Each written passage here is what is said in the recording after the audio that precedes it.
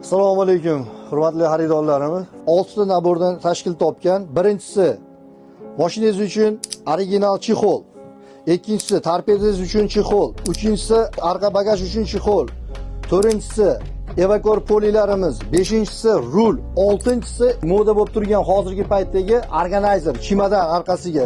Bu barcha naborimiz bozorda 1,700,000 so'm bo'lyapti. Bizga obunachi sifatida keladigan bo'lsangiz, atiga hammasini 6 ta narsani $100 qo'yib, chexol kiygizib berish xizmatlari ichida.